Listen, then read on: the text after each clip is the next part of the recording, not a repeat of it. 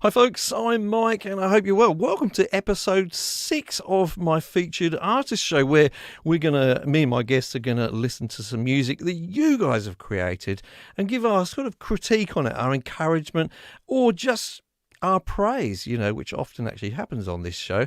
I'm really excited tonight. There's a bit of a theme to. I've just got to switch my sound off. There's a bit of a theme to the way things have evolved tonight. I don't do this on purpose, but there ends up being kind of a theme to the show. And I think for tonight's show, I'm going to describe the tracks that we've got as non-mainstream. So I don't think these are the things that would be played normally on mainstream radio. And that was a part of the attraction when I heard them. And as you guys know, I listen to a lot of tracks that you folks are sending in. And, there's certain things that stand out to me. And I think, yep, I'll have that on the show. And me and myself and my guests. Me and myself and my guests. You can tell I didn't rehearse this. Anyway, welcome to the show. If you're in the chat, could you do me a favour? Could you hit the like button right away? Apparently, the YouTube algorithm likes that and it tells other people to come and watch the show. So if you can do that for me right away, that would be very kind of you indeed. And welcome. You're all from different parts of the world. I can see here we've got someone from Poland. I think Bartek's been here before. Welcome, welcome, welcome. Nice to see Will Krueger in here. Will be talking about you later, and also Social Sound. I'm giving some hints. Some of our artists are in the chat. Nice to see you.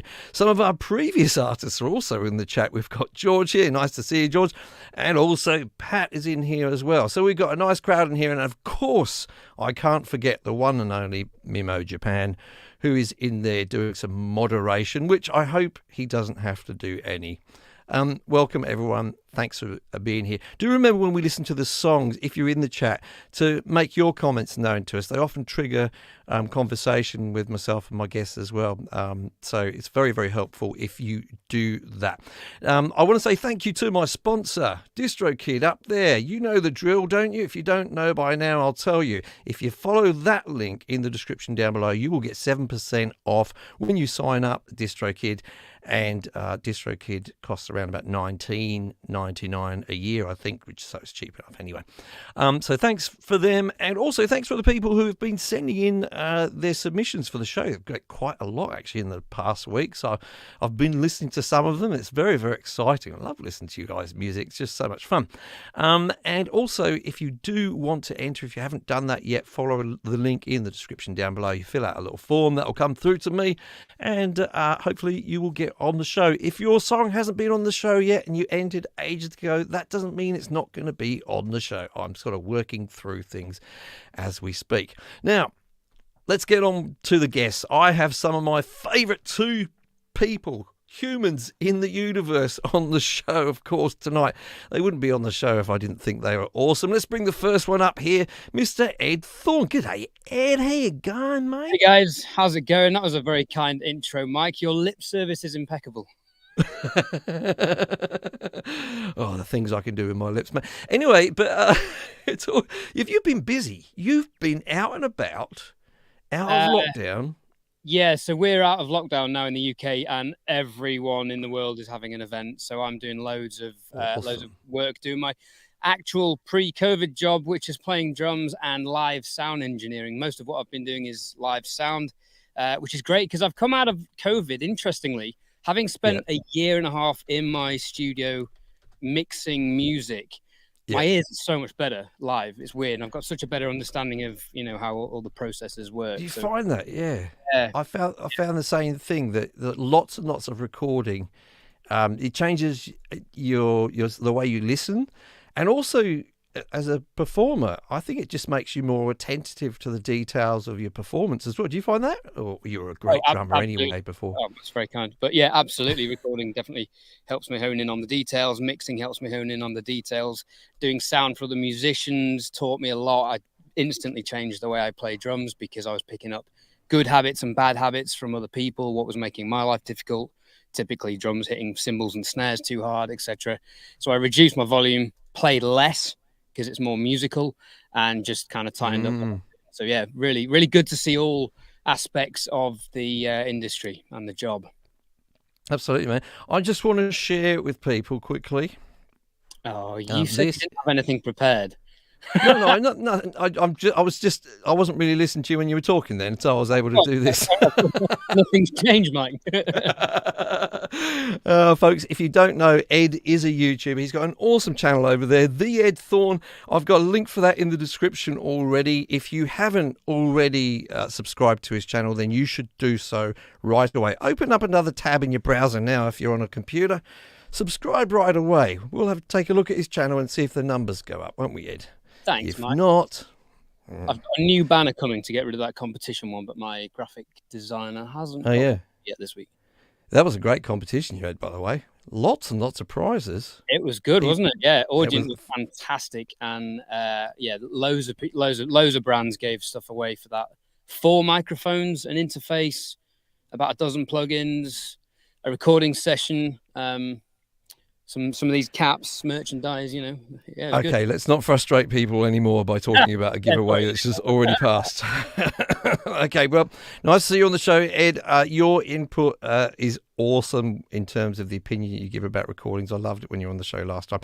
Let's bring up our next guest here, let's get rid of Ed's thing there. Sorry, Ricky. Let's bring up Mr. Ricky T. Brown. G'day, Ricky. How you going, mate? Hello, Ricky. Hello, Ricky. I think Ricky's frozen, or he's remaining very, very still. Ricky, if you could hear us still, then please, probably the best thing to do is leave the stream and come back again. Would you suggest that, Ed? Yes, probably. Yes. We'll leave him there for a moment. Just such a lovely grin on his face. I know, he's so happy. I think he's fooling us here. Now I'll let him go away and come back. Oh dearie me, it's going to be a bit of a shame, isn't it, if he doesn't get to hear the first song? But there you go. We have to move on with the show. Ricky, I'll bring him back in as soon as he. Look at it. There he is. Just trying to reply in the chat. Yeah, see if you can talk to him. He's left the stream, so he'll come back in a minute. Okay. Do you think we should just waffle for a bit, Ed? Let him. I think we could talk rubbish. We're quite good at that. We could talk rubbish. Well, let's just say hi to some of the people in the chat. We'll give Ricky a couple of minutes just so he can hear the first song. It would be nice to hear him. We have, who have we got in here? DJ Normal Norman. What an awesome name, DJ Normal Norman. Say it quickly 3 times, Ed. DJ Normal Norman, DJ Normal Norman, DJ Normal Norman. Nailed it. Okay. Yes, this is why people have come to this stream to watch us carry on like this. I think we will actually move on to the first song. Maybe what we could do is, if Ricky joins us halfway through the song, then maybe we'll repeat the song towards the end of the show so that he gets a chance. I think what you did off air before we started, they were talking about PCs. Now I ran to the toilet because this chat bores me. I'm on a Mac. I think you've jinxed it. Talking about your PCs, and his PCs died. Oh dear me, probably.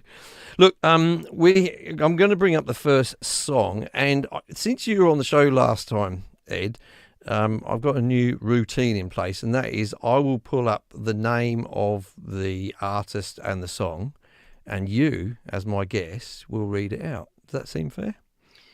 Is this your way of bypassing names you can't pronounce? No. I'll put it up now for you. This is our first artist and song tonight. Ed, go ahead and read that for us, and I'll just look up the details. Ladies and gentlemen, the first artist is Social Sound with their song L'Illusionista. Oh, that was very good. I thought that you did well, didn't you? Do you speak Spanish? Is that Spanish or is it Italian? I'm not sure. Wouldn't want to guess. The artist is actually in the comments in the chat at the moment. So now Susie told me that when she heard this song, she speaks Italian, so she said, "No, it's not Italian. That's Spanish." Let's see if she was right or not. Just let me know in the comments in the chat there if it's Spanish or Italian. So let me just go through the details. The Amadeo contacted me from Social Sound and said that he is a complete amateur with lousy instruments. This is a good start to an introduction. A complete amateur with lousy instruments. Recorded it with Reaper, which I've never used. Have you ever used Reaper, Ed? No. But lots of people do swear by it and love it. So It's good. Now, this was interesting. He uses a Tascam IU2 sound card, right? I'm just going to Google that quickly. Because I have to. I'd not heard of it at all, right? Before I heard it in this email. Let me just pull up a picture of it. Oh my goodness, I should have prepared this, shouldn't I? This is not great viewing. All right, here we go. Oh my god, here we go. All right, I'll try and pull this up. Give me a moment. Hang in there. Da da da da da da. Okay, just share. I wish someone was here who knew what they were doing. Sorry, guys. Let's pull this up because I do think this is quite interesting and worthwhile to pull up. Here we go. Can you see that? Yes. That's the interface. That's the interface. What is that connection? That's like an old iPad connection. It does. It looks like that, doesn't it? And I'm not sure if that's. Yeah. It says I'm not sure if that's the actual one they're using because I've seen other pictures of this and there was like an XLR cable coming out of it, something like that. But anyway, as Social Sound knows, this audio interface is absolute garbage, to be honest with you. So that's what they're getting. That's what they're getting by with. Some Ibanez guitars going into Bias Effects 2. I can tell you that Bias Effects 2 is a really awesome guitar amp and cabinet simulator. One of my favorites. Very, very good indeed. Using MT Power Drum Kit, which is a free drum kit. We've dragged this out long enough that Ricky's back. Hey. Nice to see you, Rick. I'm so sorry, guys. The network bloody box decided to bug out on me. Just well, it's nice. Doing a big intro. I know. I did do a big intro, and we'll get back to that. We'll talk about you. We'll go back to that. We'll just finish because people have had to go through a lot since you've been away. To be honest with you, with this broadcast.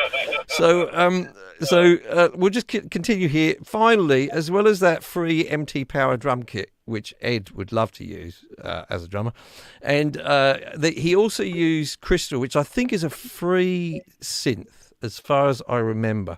So there's a lot of free stuff going on there. There's as Amadeus said, really crap instruments, all that sort of stuff. I'm building this up, and I guess my point is going to be that this was not produced on the best top quality sort of gear. Okay, without further ado, and I must apologise, it's in mono again, guys. We'll talk about that again in a moment, but we'll have a listen to it now, see what you think.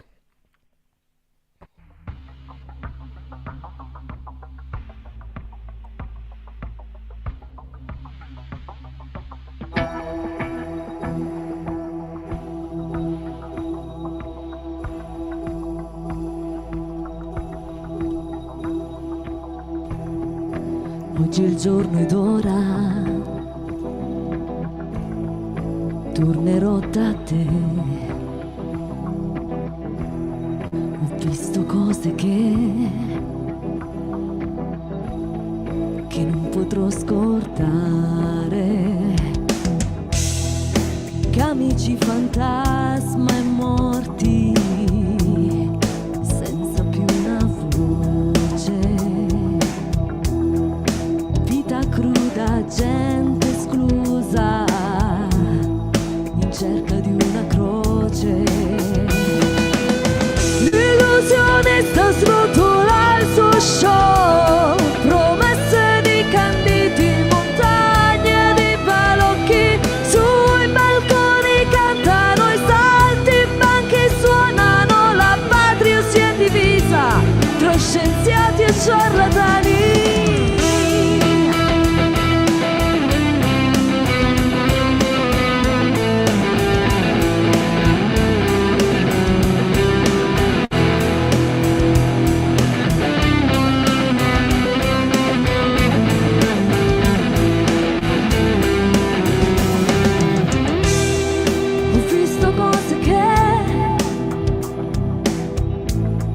Che non potrò scordare, uomini cadere sotto le illusioni.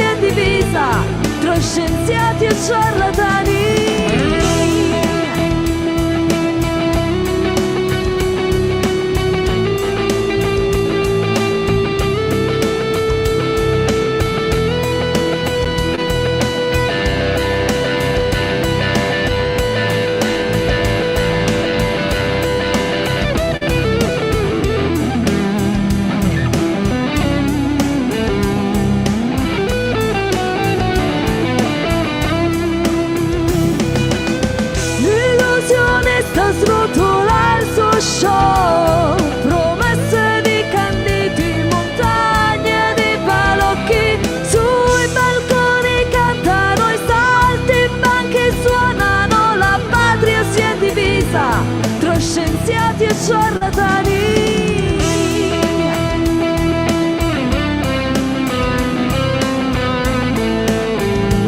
Scienziati e ciarlatani.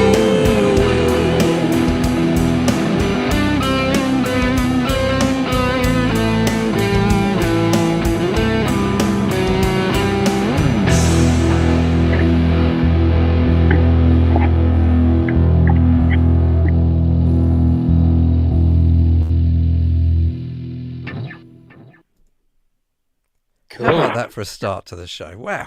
Nice.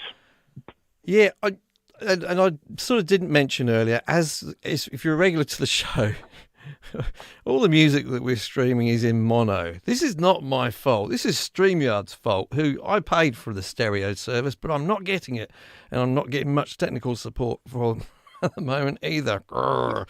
But anyway, we live with these first world problems, don't we, guys? And that's probably a good idea to listen to your mix in mono anyway, they say. So let's start off anyway with Ed's comments on that piece of production, Ed. Cool. First thing that struck me was that, I'm assuming that was played on an electronic drum kit, and then the samples from the sample, was it a sample library? Yeah, it was MT Power Drum Kit, which is a VST plugin, yeah. Okay, because I just the way the cymbals were played, I get the impression that was done on an electronic kit, which, you know, well played, and the samples sound pretty good. I think, and it's quite a nice sounding kit. Instantly thought the vocals were too loud in the mix, and then I thought, hang on, maybe the bass isn't loud enough either. The vocals, particularly in the chorus, quite a bit loud. Now, there's a bit of a debate with this because rock music, if you listen to some rock music, you know, particularly like the LA stuff, the vocals can nowadays be very low in the mix. I listened to the new Offspring album, and the vocals are so low in the mix. It's almost kind of too far the other way. So maybe it's a stylistic thing. If you listen to pop records, the vocals are always very loud, being the most prominent thing, but they still sit and blend in the mix. I felt they were loud and also a little bit muffled. I wonder if the volume has been used to compensate for the lack of top end and clarity on the vocals. But otherwise, good voice, and really nice use of. It almost sounded like there was a very subtle delay, but with loads of long reverb fed into the delay, which is quite a nice little trick to soften the delay, so you don't get the attack of the delayed signal. If you wash it in reverb, you can do this sending it via buses and auxes and stuff. Lovely guitar lines throughout, and generally a good solid rock song structure, which is my thing, so I like that. Yeah, I enjoyed that. Good track. I mean, I didn't understand a word of what was going on, but was it Italian? Did we find out? Italian, apparently, yeah, according It's to Italian, people in the chat, and which I was surprised because Susie used to live in Italy, so she does speak a bit of Italian. She was listening to it, she was going, "Oh, I think it's Spanish." So maybe when she lived in Italy, no one understood what the hell she was saying. Possibly so. Yeah, but I mean, you know, good melodic developments, good contrast between the verse and the chorus. I thought it was a solid song. Yep. What do you reckon, Rick? Yeah, I enjoyed listening to that one. I would echo some of Ed's comments on that. I mean, the vocals. I mean, look, if I was to talk about how I mix, I mean, yes, if it's a song, you know, you're showcasing the vocalist more than anything else, so it would be high in the mix. But I think there might have been a couple of issues with EQing, because it sounded like, especially at the beginning, the vocal was a bit separated from the music tonally.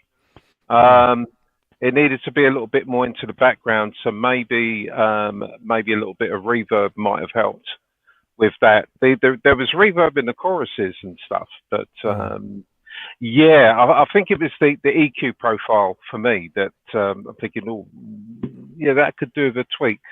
But as far as the construction of the song goes, I mean, yeah, it's great. You knew when you hit the chorus, yeah. really nice construction there, you know, and of course the guitar lead that was in there as well. I mean, that was nice. That was well placed. Yeah, it needed to be there, and yeah, that was really, really happening. So I think it's a really good track. It might need a revisit on the mix though. So there's nothing that I would take out. It's just simply to give it a slightly different balance. Yep. And yeah, that's ticking all the boxes. Yeah, I agree. And what I suspect happened when we first listened to this, because I'd play these tracks in the house with not just me listening to them. Susie, with her non-technical approach, said, "Oh, the vocals sound a bit muffled." And I think what she meant there was no crispness in them. So what may have happened is they've gone, I want the vocals to sound warm. Initially, the thinking process, I want them to sound warm. So they've made them sound all kind of warm and taken all the top end out. But of course, then they lack presence. So what they've done is push the volume up because they've gone, the vocals are too quiet, and then push the volume up. And so this is a really important lesson, is that when you're thinking about how loud something is, don't always go for the fader right away. As both you guys were saying, you know, play with the EQ to expose things, and of course, in a more detailed way, carving out sound for space for the vocals as well, where it's conflicting with other things. A really great thing for helping vocals sit in a mix is to add the air frequency. So above 10K, if you add in 2 or 3 dB just on a high pass, on a high shelf, all the way up to like 20, 25K, whatever your DAW goes up to, you'd be surprised. It just adds something. It's not necessarily audible above, certainly above 20, 15K. It's not necessarily audible, but it's just a presence. It's an air. It's a lift that helps it sit above everything else, because there's not going to be many other instruments in the mix. Some cymbals or something up there, but maybe about 10K. But above that, there's not too much going on. But the voice does project those. Yeah, listening to that, I mean, an effect came to mind that might have worked really well. Certainly with the first verse, you hear it on the records a lot where they use like the telephone frequencies kind of thing. So if you wanted to do it dry, shove it into the telephone EQ profile, and then when you get to the chorus, it's blam. It's kind of a little bit like what Evanescence used to do with their tracks, kind of thing, But yeah, I think that's the key to this one. It's all in the mix. The construction, performance, everything's great. Good song. I like the vocals, and one of the things I liked about the it's just one of my favourite things about any songs is the guitar solo was really good, but it wasn't like flashy. Like a lot of it was like one note. You can do a lot with one note on an electric guitar over and over again. And then, Kurt Cobain did well doing one note. Yeah. So, but I like that. I like that. It's just about. It's not about the guitar player having an ego at all. It's about doing what's right for the music, so the listener gets vibed up listening to it. Anyway, so I really did appreciate that part of it. Speaking of ego, in your experience, guys, who has the bigger ego, guitar players or singers? Singers. Singers. Yeah. I agree. It's true. It's true. Like guitar players have had to work at what they do, at least. So, just offended all the singers out there. Sorry, guys. Mostly followed by the guitarist, So anyway, thanks so much for your submission there, Social Sound. Now, I think, as the guys say, just to redress the mix, actually, the overall kind of balance generally was very, very good. You're almost there. It's just the details. And then the video was great, by the way. The video was really, really interesting. I think it froze towards the end or something, but the video was really good.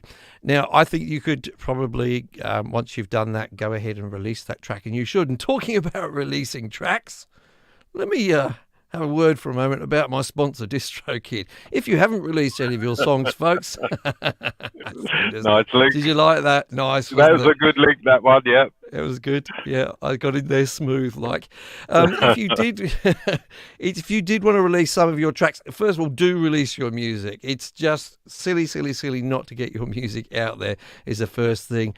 One of the easiest ways you can do it is through DistroKid, and it's going to get onto all of the major platforms. And it's very easy to do. You just need your track and some artwork. And this is me going ahead. There was my track, creating a little bit of artwork from an old photo I had from the beach. Chucked a title on there. There you go. There was an album cover. Fill out a few forms. It literally takes, I don't know, like a couple of minutes to fill out this form. It's one of those really easy forms. It's smart. It knows if you've done something wrong. It tells you about some of the choices you're making and what they mean. You just go ahead and you fill out that form and you click done. It uploads the song. You don't have to open accounts with all of the different platforms or anything like that. If you're thinking that's what you have to do, forget that. You've just got your one account at DistroKid. They handle all your Spotify, iTunes, Amazon, Google Play, etc., accounts. And normally, if it's one of your own songs, not a cover song, under normal circumstances, my experience has been that it goes live within 2 or 3 days or so on most of the platforms, and then some of the other ones sort of trickle through over time. So it's really easy to do, and it's just great to have your music out there. And if no one else buys it, then your mum, your partner, your kids will buy it, and it feels good. Anyway. Mike, can I ask a question before we move on? Yeah, it's nice of you to point to that link there. Do that again, Ed, if you could. Thanks. Yeah, nice. DistroKid. Use Mike's link. 7% off. What is it that you don't buy that you had to write a song about? Well, yeah. Do you really want me to go into that? Because it's philosophical. No, you don't buy plugins. Not that he steals them. He reviews them. Where are you going with this? Oh, dearie me. There's an Englishman on the show, you can tell, with all that dry humour. Hey, you're outnumbered today. I know. Now, I did say at the beginning that a bit of a theme of this show... Oh, actually, before I go on to the next song, I didn't actually fully introduce Ricky. I just wanted to share with everyone, if they're looking at Ricky and saying, this seems like a really nice guy, who the hell is he? He's not a YouTuber yet. I think he's going to be working on that. But he is the founder of what I think is like the best Facebook group for home studio recording. And I think I'm going to try and bring up a screenshot of it. Sorry about this, guys. I'm very rubbish at doing this. I should have someone here doing it for me by now. Surely. Here we go. It's called Home Recording Studio Zone. I'll get it right one day, won't I? Ricky, I always say this. My favourite group. I mean, I know that I do have some other really groups that I really like the cakewalk groups and things. But in terms of a general group for home recording, this is the place where people should go because it's really friendly. You get some great advice there. It's just a lovely community, and that's about as much as I can say about it. But always, Ricky, well done. Ricky, I've got a quick question about this page, Mike. Sure. If you just go back to the Facebook page. Let's ask it. Not, mate. You don't know what you're asking here. Two things. One, how is Mike's icon the second in the list, and why is Mike ahead of Rob's? Is that because Mike? What you're talking about the banner picture? Yeah. Look at me. I'm just under you there, actually. Well, Mike has been. He's one of the early adopters of our Facebook group. Yeah, and so it's like a little. I actually hadn't noticed that picture, but that is a good picture, Mike. I meant the little round icons at the. Oh right, okay. The private. Oh, the little. I don't think Ricky controls that. Mike's ahead of another YouTubers there. There's Mimo there. There's Mimo, and then it's me. I don't know how they sort out the order there. Don't know. Yeah, I think that's an algorithm thing there. Yeah, no favoritism there. Don't imply there's favoritism, Ed. I resent that. I resent that. Yeah. So as I was saying, Mike, and then of course Dan, who I believe was on last week. Mm-hmm. Yeah, they supported our Facebook group from the beginning, really. So it's a little mention from me, I guess, when you see their faces. So yeah, I'm actually a mentor on there as well. I did a mentor job the other day. Yeah, it's good. It's good. I like doing that. brilliant. Pete's just pointed out the truth about that one. Yeah, let's bring him in. Bring him in. Oh no! I know. Pete, you're very naughty with that, mate. I Very know. naughty. You go in a group once a week. I mean, it's the only time I go there, once a week. That's terrible. Anyway, right, here we go. Next song. And I did say at the beginning of the show that these songs were not what I think are sort of mainstream. The first one is only not mainstream because it's in Italian, so it's not going to go. It's not going to go on the radio here. But this one is different in the sense of, I don't know. It just reminded me of days gone by in a little way. This one, the chap. I'll let Ricky read out the artist's name. I just got to find that. Well, thanks. There you go. No, it's easy. Easy. A free ear candy by Insomnia. No, it's the artist is free ear candy and the song's Insomnia. Anyway. Oh right, okay. This really, I was listening to all of these songs, and this just struck out to me because the chap who makes this music really, I don't think he's got much of a. He hasn't got his eye on being the next famous person in the world, sort of thing. You could tell everything he's doing is just for fun and love of music and all that kind of stuff. And I really like this when I can hear that when people are doing this. You can sort of sense, yeah, they're not doing it for this commercial reasons. They've just had fun doing this. So anyway, the software used was Cakewalk, of course, using some old plugins actually and some newer ones, but some really old ones. Dimension Pro, some people will recognise. Rapture Sessions, Addictive Drums 2, which is I did a video on this using this the other day. I don't know if you caught my drumming video, Ed, but you may learn a thing or two from it, I guess. I will. Sorry, I haven't seen that one yet. I will steal as many ideas out of it as I can for one of my next videos. One called Cakewalk Sound Center, which is really, really old, uses a nice Martin Dreadnought using an internal microphone. And actually, Dean, who is behind Free Ear Candy, asked me if I'd make a video about recording guitars with internal mics, but I haven't actually done it before, so I don't feel very qualified. Have you guys ever recorded guitars with internal mics? As in, like an acoustic guitar with a pickup? Not with a pickup. I'm guessing not a pickup. Some of them have these like little microphones just on the inside of them. No? Yeah, I have actually done that, and you are better off recording mics in front. However, what the internal mics do is eliminate any weird phase shifting that can occur when the acoustic guitarist, if they're moving. I had a session where the front of the acoustic and the guitarist was moving around. Yeah. And that was causing all sorts of phasing issues on playback. Interesting. Did you were recording with more than one mic, assumably? Well, we recorded with two, but the phasing issues were in both mics. It wasn't a microphone polarity phasing issue. It was just to do with the sound source moving to and closer and further away from the microphone a little bit. Okay. And I think that the guitar was projecting some frequencies which didn't help that sound. Anyway, I mean, we used it. It's on the track. It's on my I won't say which song it is because we might identify who played it. It's on one of my songs. Okay, we'll listen out for the one. Yeah, okay. Solved in the mix then. Yeah. Now this track has 4 vocal tracks on it, recorded left, right, centre, and some special effects. Once using my Cakewalk viewers will know the 64 vocal strip. I can't remember the exact name, but it's a vocal strip which comes with Cakewalk, which is really awesome. And Tokyo Dawn Records Nova, which they use quite a lot of on their the built-in Cakewalk reverb on a bus for the vocals, and using a really old this is another story of woe in terms of audio interface, using a really old M Audio fast track. I hadn't really heard of that particular one, wow. which gives them lots of latency issues and a very bad signal to noise ratio apparently. So they have to use isotopes, I'm assuming RX, to clean it up.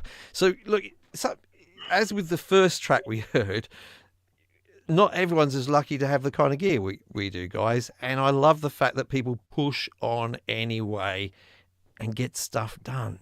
Yeah. Which is just so important. Don't sit around waiting for your gear to arrive. Anyway, moving on. Let's have a listen to this song then, if I can just find it. Here we go. So this is Insomnia. And I have to say, if I could wish any of the songs on tonight's show were in stereo, it would be this one. Follow the link in the description if you want to listen to this song, guys, in stereo on SoundCloud, I believe, for this one. Let's have a listen anyway.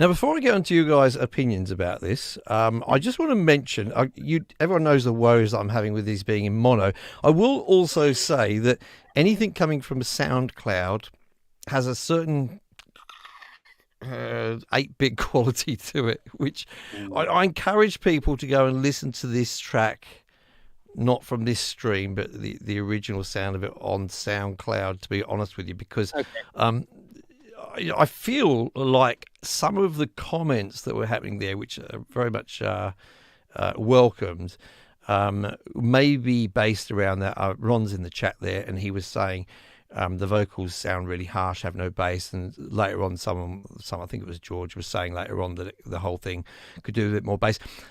Just go and listen to the original track and let me know on the replay in the comments, guys, whether you think that may be because of this stream. Anyway, we're going to go to Ricky first. Your thoughts, my man? You just talked about the bass on that.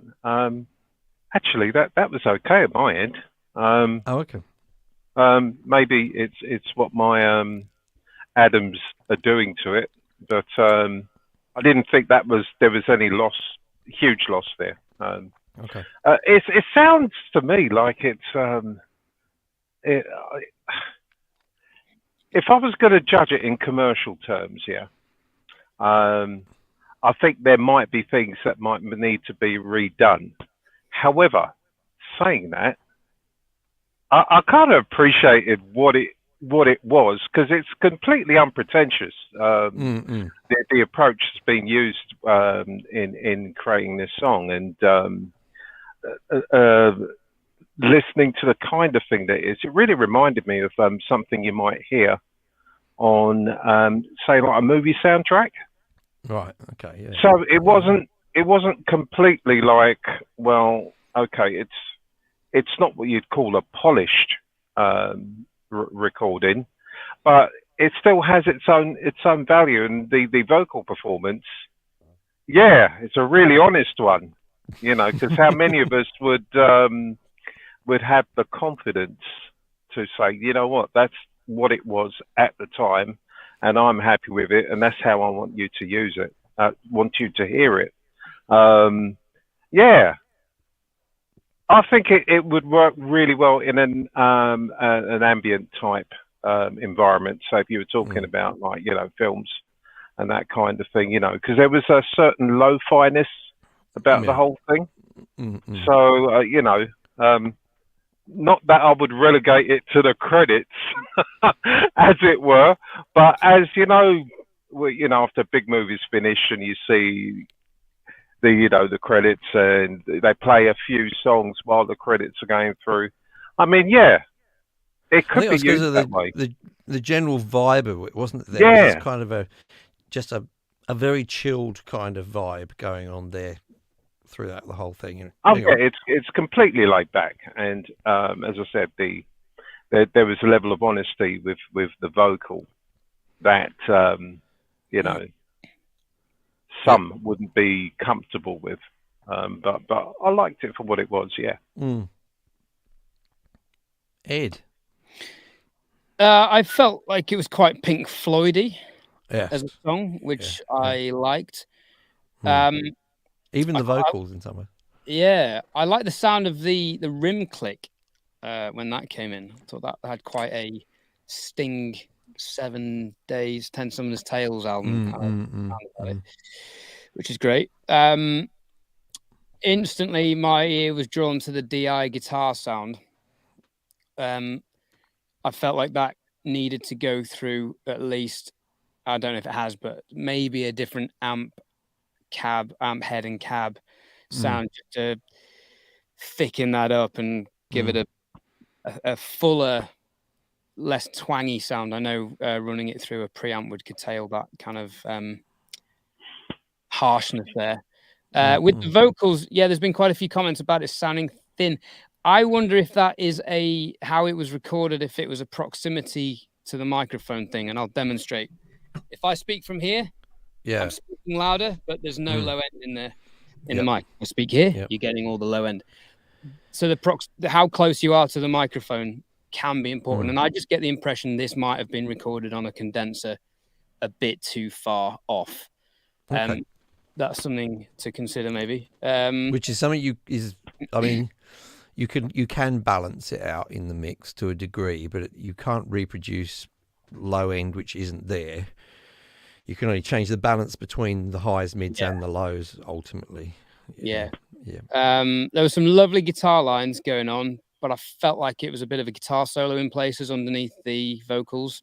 However, where they did work were in between the vocal lines, And if you listen to Oasis tracks, if you either love or hate Noel Gallagher, but it comes up quite a lot when you're on streams. I want to know if you love or hate Noel Gallagher. I think he's a songwriting genius. I think his lyrics are terrible, but from a songwriting point of view, I think he's brilliant. And my goodness, if I could play or meet anyone, it would be him. But yeah, so he's really good at picking his places for the little guitar licks. Yep. So I get the impression this person is a guitar player who sings rather than a singer who plays guitar, because if he was a singer, he would be putting practicing guitar lines on. He's a guitar player who is trying to play everything underneath the vocals, in my opinion. Now, vocals are the most important part of any song. Doesn't matter what instrument you play. Ditch the ego. You're not important compared to the vocals, because that's how everyone recognizes the song. The lyrics are what people relate to emotively. The melodies are what people remember and sing. But it's the kick drum that people dance to. So, very live sound, you put 2 faders up, kick drum and vocals. It's very true. Guys. I mean, I find with tracks like this, you know, my own perspective on it is that if you kind of get a little too granular in terms of analysing what it is and what it's doing, you know, sometimes you can miss the point. The way that this track was put together, I mean, for me, it's like, well, it's about capturing the vibe, you know, with its perfections and imperfections, kind of thing, you know.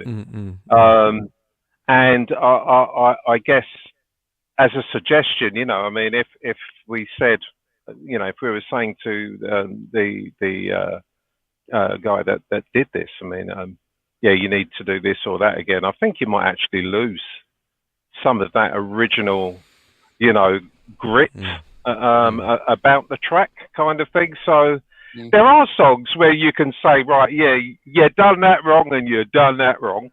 However, with this, it's like, okay, then that's your presentation. That's what it is. Do you or don't you like it? I don't know. I don't know how much there is to be gained from dissecting it too much, because it's clearly not a technical track. Well, it's interesting you say that, because I'd encourage you, Ricky, to have a listen to it again after this broadcast, because one of the reasons I chose it, in actual fact, which no one seems to have picked up on, is there's lots of little details going in there, which I know they're actually a little bit time consuming. They're a little bit crafted, some little almost like special effects and things like that going on. The sort of thing which, I don't know, I think that sometimes, not everyone, but a lot of us can get consumed when we go into the studio with reproducing the sound of a live band or mimicking that. Whereas part of the fun of a studio is doing all those things you can't do live, right? The special effects and that kind of thing. And there's an art in that. And I feel like that's where he was going. That's obviously why, you know, you could draw comparisons with, you know, artists like Pink Floyd as well. Because so I mean, I actually don't think it's quite as simple as it sounds, as that, if that makes sense, which is a good thing. Things should never sound complicated. They should always sound like they were done with ease. but yeah, as I say, go ahead and listen to it again. I think it's worth listening to. There was some debate in our house with this one. When I put it on, Susie, who has much more of a pop radio sensibility, said no. And I think that was because she said the vocals came in too late, she said. And I said, no, that's what I like about it. It's breaking the rules. Everyone says you've got to bring the vocals in within 15 seconds or something. And so obviously people in my house think it's a democracy. It is not. It's definitely a dictatorship. and I chose to have the song on the show. So that's the song was on the show. So, yeah, so I don't know. I just kind of tire sometimes of everyone following all the rules all the time, you know. So speaking of following the rules, this comment is kind of following the rules, but I felt like I wanted the song to develop when the guitar solo came in. I wanted a full rim shot on the snare You drum. want to build up much more. Right? Yeah, more stuff to elevate the guitar solo in the final chorus. But that's just a personal preference and an opinion, and you know what they say about opinions. I don't think that is a rule, though. I mean, I know that often happens, but I think what you're talking about is using like dynamic emotions. I'm not talking about just dynamics in sound, but having, you know, subdued parts emotionally, having other parts which just build up and go bang. You know, it's a nice journey to take someone on, isn't it? So I think I'd agree with you there. But anyway, good stuff there from Fear Ear Candy. Thanks again for your submission. And it isn't particularly commercial. And if you did want to get your songs out there and have them be a bit more commercially recognised, then what you'd want to do is be on a Spotify playlist, which is really a popular Spotify playlist, which is really hard to do. But thankfully, my friends at DistroKid, who Ed's going to point to above his head right now, just for a bit of fun, they have this thing. I can't even remember what it's called now. Let me just remember what the feature is called. Oh, I didn't write it in my notes. That's going to be fun then. It's a thing. It's a. Let's see what it is. I'll just pull it up. Here I am in DistroKid. I've got the songs. I've gone down to. Here we go. Wheel of Playlists. It's like a lucky draw. You get to choose one of your songs, and you get 3 spins. I seem to remember. And this gets you a position on one of their popular playlists. So you just play this little game. You can do it once a day, just like this. You can see my first spin here. What did I spin? 1,394. You do it 3 times, and the highest number is the position you get on their playlist, which is kind of just a fun thing to do, but a great way as well to think about getting people to actually hear your music, which is one of the main reasons why you would release your music. There you go. I was in position 1088 there. But you guys didn't even know they had that feature, did you? I did, yeah. Oh, you did? You did? I've used it multiple times. Have you? Did it work out for you? Don't say. Okay, so we go to our final song. This show seems to have gone so quickly. Must be the quality of the guests. Much better than that. Who was the jokers I had on last week? Bloody Pete Johns was on last week. Pete Johns. Oh, those 2 Herberts, right. Okay. He's probably asleep by now, the old fella. He's probably...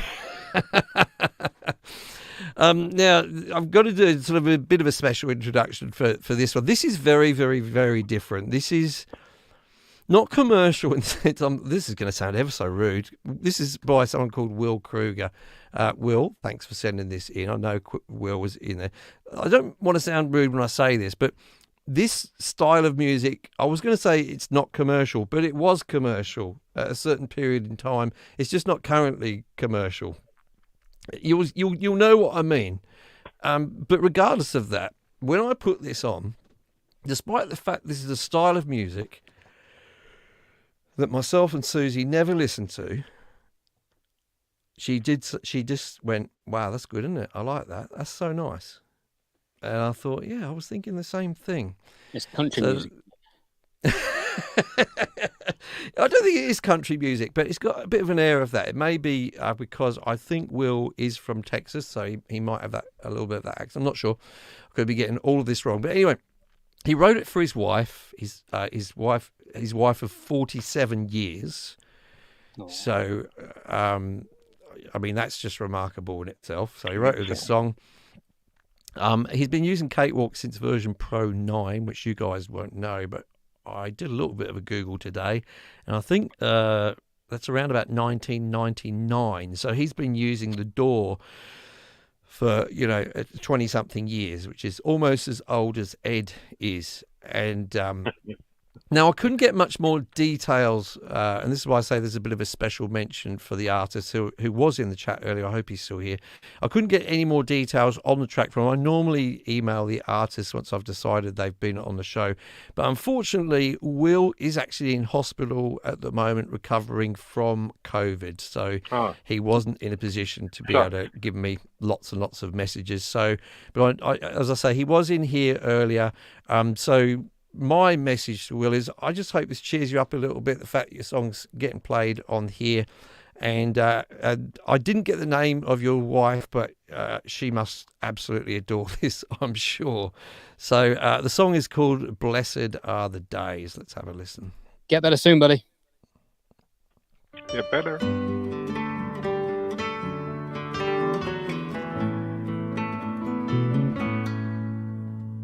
Can I touch you gently, whisper in your ear, and steal away your fears that weigh upon you? Can I hold you tightly now and wrap you in my arms, shield you from the storms that may surround you? For I know that in the time that passes, I will love you more. And blessed are the days we have in store.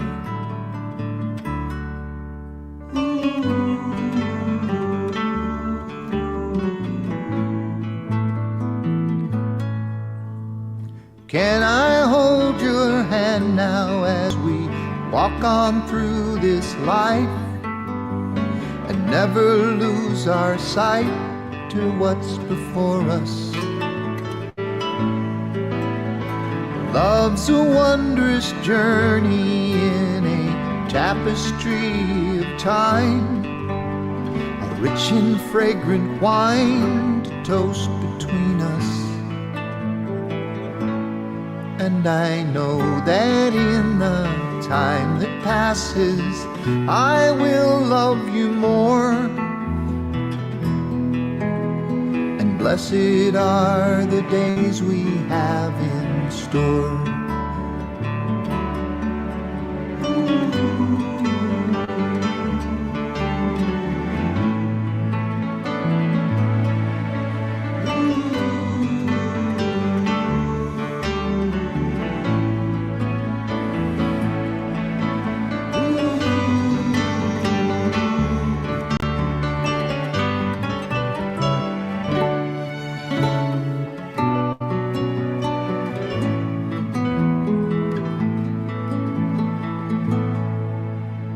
Searching through the photographs of younger days and years, the laughter and the tears and distant memories.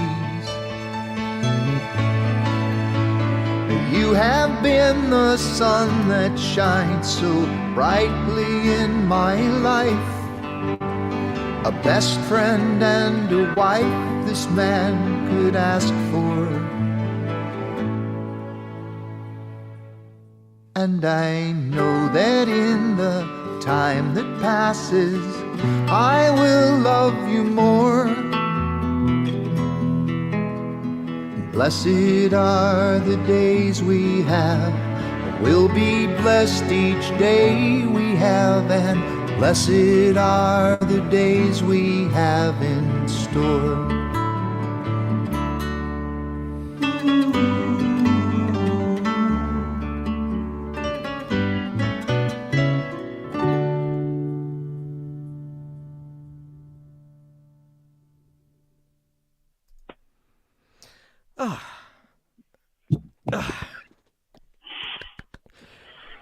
Just restores. I mean, it just restores your faith, doesn't it? A little bit in all things good. There was something I was going to say about that, and it's just totally gone from my mind because I was just enjoying. I was going to say just before you guys make their comment. What I did like about that, I'd like to demonstrate by grabbing a guitar, but I like the fact Will's like, yeah, all the rest of you guys can make a video. I'm just going to sit back here in my chair and play the guitar. I love that. I love it. He looks so laid back, just doing his thing there in his chair. Very good. Anyway, I'm going to go to Ricky first, mate. Oh, wow. Yeah, pregnant pause there. It's a beautiful song. Really beautiful song. I think... I try and listen to everything because, my appearance may draw you elsewhere. However, I listened to everything, and I felt that I could appreciate that song for what it was, and beautifully sung, beautifully arranged. Mm. Yeah, and that song did its job, as in he's communicating a message about how he feels about somebody, and it went home all the way.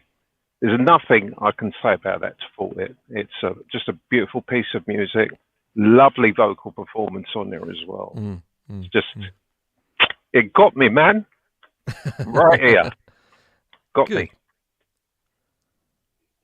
Ed, I'll say this isn't country music. I don't think it's country music, although I suspect that Will may have some country influence in there. It's a little bit more folk than country, but you may not know this, Rick, but despite Ed's appearance, and apart from him, looking like a real ruffian, he actually doesn't mind a little bit. He doesn't mind a little bit of country music and something with a message. Love country music. I think I'm in the wrong city. I think I need to be in there. I fell in love with that song immediately. Great arrangement, fantastic song development, fantastic melodic development. It was so complete, and someone's literally just said that as well in the chat. And I was just thinking, oh, it needs strings, and then I heard a little cello coming in, and I was like, this guy is an experienced songwriter with a writing style that is mature and just so well rounded. I wish I could write a song like this. And one of the comment was the other thing that I had a sneaking suspicion from the video why Mike might have chosen Will's song, because when Will went back to show some of the photos clearly of him and his wife when he was younger, he had a full head of hair, which I think Mike could probably relate to. Yeah. It's all right. It's not thinning out too much yet. Jokes aside, Will, congratulations. That is a beautiful and emotive song. Yeah, absolutely loved it. Yeah, I mean, there's not much for me to add. I do. Someone's just saying they're Cat Stevens style, and I hadn't thought about that. But there's a bit of a Cat Stevens vibe going on there. Look, just then, I've got to be honest with you, when we were listening to it just then, I was completely distracted because I've listened to the song maybe 3 times so far, but more than any other time, it drew me in that time, and I did have a little bit of a tear in my eye. Maybe it was the photos at the end, which was just the perfect addition to that video towards the end. But yeah, look, I mean, as I said at the beginning, I know this style of song is not very fashionable at the moment. But who cares? But honestly, that style of song is timeless. That's got a timeless feel about it. Exactly. Yes. Yeah. Yes. It's got a absolutely timeless feel about it. I think what I'm trying to say is not so much that we seem to live in a world where every second song on the radio, and don't get me wrong, I don't mind listening to rap and hip hop. But my son, who listens to it all the time, I found myself being a real old man the other day because I said to him, why does everyone sound so angry? Because that was the way, after listening to, we were in the car and listening to about 10 or 15 rap songs in a row, I was like, and I get people from certain cities in the world, certain places in the world have got lots to be angry about, and that's the way they're expressing themselves. That's cool. But what I guess I'm saying is that sometimes it feels a little bit like the whole world is annoyed or showing off or talking about how much money they've got in their lyrics and blah blah blah blah blah, and it seems to be out of fashion just to kind of express your love for someone. Yeah. In a very simple way, to me anyway. I do sound old now, don't I? Ooh. No. So that's what I appreciated about it very, very much. So Will, thank you so much. And like everyone said, hope you get well soon. And I hope we get to see you in the chat, and please submit more of your music as well. Oh, yeah, love to hear that. Absolutely. Yeah, really nice. In fact, all the links are already in the description, folks, so you can head over to Social Sound, who we had at the beginning. You can head over to Free Ear Candy, and you can head over to Will's YouTube channel, and he's got some more songs on there as well. So definitely check all of that out. Excuse me. Thanks so much again to everybody in the chat. There's still loads of people here. You've stuck around. We must be getting something right here, guys. But no, it's really great to see you all here. It's just fun to listen to everyone's music. And if you haven't submitted your music yet, someone was asking earlier on if it has to be like bands and stuff, or I can't remember whether they were asking whether we would do some EDM or something. Any style of music, I don't care what style of music it is. It's all welcome here, even if you're an angry rapper. In fact, I have had some angry rapper submissions as well. Maybe I should do a whole show on them. But you know, soundtrack music. I don't care if you write jingles or whatever it is you do. Submit it, and I am committed to giving all kinds of styles of music a go, and all levels. For people who are just starting out, maybe it's their first recording, you're absolutely welcome. And for people who have been recording for 20, 30 years, what have you, absolutely welcome as well. Much like Ricky's awesome Facebook group, where everyone is welcomed with open arms and with warmth, I hope to do the same thing here. So that's our attitude. So if you want to submit a song, check the link in the description down below. There's a little form you can fill in that will come through to my email, and I listen to every single one of them. I don't skip them, and it's become quite a little routine for me and other members of the family to have a listen to these songs as they come through. I have to say a big thank you to my wonderful two guests here, Ed and Ricky. Thank you so much, guys, for being here. This is the first time you guys have met each other, so Yay! Hopefully you've made a new friend each. And it's nice to have England represented so nicely by you guys as well. So almost got myself. I was going to go somewhere there, but I didn't. Steady. Right, we'll do that off air in a minute.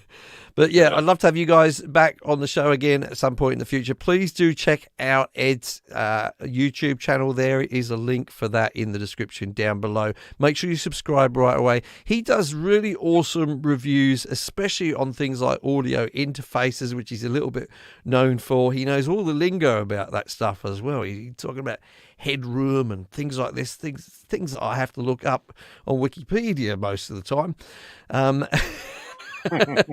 But he's very learned, and he does some great reviews on those things. And don't forget to check the link in the description for Ricky's Facebook group, the Home Recording Studio Zone, which is the best group on Facebook for home recording. Very friendly bunch over there. If you do go over there, then just say Mike sent you in the comments, and then Ricky will know Mike what wishes you well. Mike wishes you well. I do, and I Most do welcome. hope you're all well, and I will be back with some more guests, probably a little bit better than these two, next Thursday. Aren't I doing this? And you are here next Thursday. Yes, I think that's right. Ed's coming back again next Thursday, so I'm just mean Ed's going to improve himself by next week. But lovely to see you all in the comments. Thanks especially to the regulars who are here every week. Thanks again to Mimo Japan for doing the moderating. Always a pleasure to see you guys in the chat. And I'm going to leave the last word to Ricky T. Brown. Thank you all for joining in this week, and we will see you next week.